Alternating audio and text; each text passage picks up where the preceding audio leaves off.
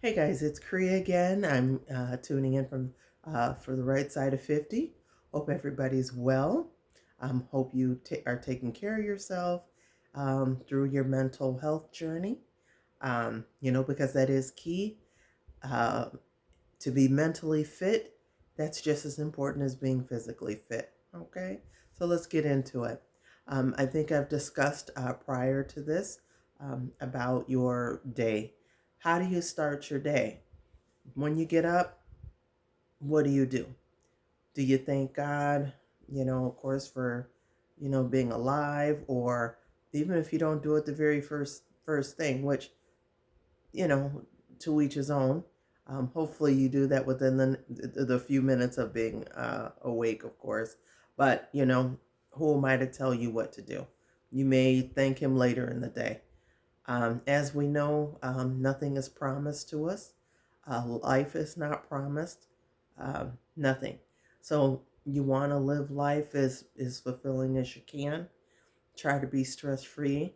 Don't let people boggle you down. Don't let your job boggle you down. Yes, I said it because, as you know, I am in that situation where I'm really just not um, mentally comfortable because I'm still trying to get processes and things down. And I'm still trying to decide, is this the right fit for you? So, hopefully if you aren't going through that, I hope I pray you're not, but I'm sure you've gone through something like that in life where, you had to make that determination and say, gosh, is this really a good fit? Is this really, good for me? You know what? So, you know, what I do is, first of all, every day I do, thank my higher utmost power that I know is God. I thank him every day for, of course, letting me open my eyes and to, give me the strength so that I can go through the challenges, my work challenges, so I can go through outer stressors outside of my work. Because, let's face it, it's usually going to be one of three things or all three. It's going to be your personal relationships, your employer, and therefore what connects to the employer is the finance, is the money. Okay, those are all stressors. Um, Everybody has different stressors. If you have children, it's my allergies, you guys. If you have children, you may have stressors with that. And all you really can do is just, you can pray about it, but at the same time, God gave you strength. He gave you strength and a mindset to, or I guess what I should say, capability to do things. So I know some people sit on the sidelines and they wait for things to drop in their lap. I don't believe that's the way it works. I believe that um, God gives you the capability and the intelligence to figure it out. Now, it may not happen when you want it to, but if it's meant for you to have, it will happen. Now, I do believe, because there have been times that I've wanted or hoped for things, and it just comes when I least expect it. If the job if it's meant, if your employer, if it's meant for you to work there and retire from there, then so be it. Everybody can't be chief. Okay, you have to have Indians too. Everybody is not meant to be an entrepreneur. Everybody is just not meant for that. I would love to have my own online business. But again, I feel if it's really meant for me to have and do, it'll happen. Um, we'll see. I work on things like everybody else. So if it's meant, it will occur. Okay. Right now, my employer, that's important. My family relationships, they're strong. They're just not around me. They're not physically around me. A couple of them are, a few of them are, but most of the other ones are not. They're all at a distance because we all live, in different states. So, Yeah, that's something, and that tends sometimes when I think about that, it makes me sad, um, because I chose to move here, and it wasn't because I was trying to get away from anything other than winter, snow, cold, not enough sun. That's all I was doing is just trying to get away from that. And I've been here, just a couple years short of 20. So, it's what it is. Personal relationships, my personal relationship, singular. um, that's not where I would like it to be. And maybe that's further down the line, but it's not it's not let's just say it's just not where it should be. Okay, so that may be for another time, but right now, and let me just say this, without digging deep, whether you want to admit it or not, people who are in your immediate, right there, your personal, that affects just about everything you do. um, you may not see it, but a lot of the decisions you make are based on your immediate family who's near you. Um, Whether you're getting along with your uh, partner or spouse, um, doesn't matter. That's still part of your immediate mental well being. Okay. They affect it very much so, they do. Um, some of them, they clearly know. You've got our classic, um, just inconsiderate people, people who just everything is basically about if it doesn't affect them, it shouldn't affect you.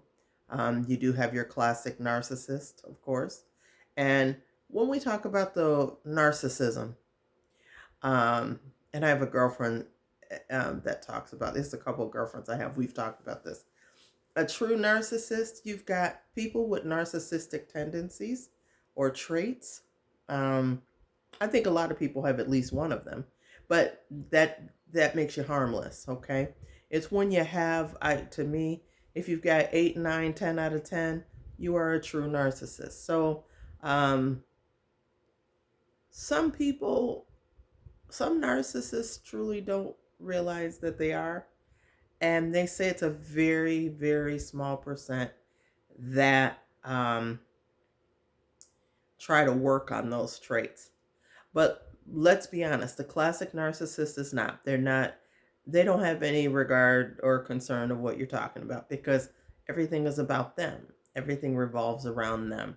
Um, Whatever it is. So, um, if they're in your life in an unhealthy way, again, I think at that point of time, it takes for you to be the brave one and to make decisions because they're not, people like that tend to not, they're not going anywhere.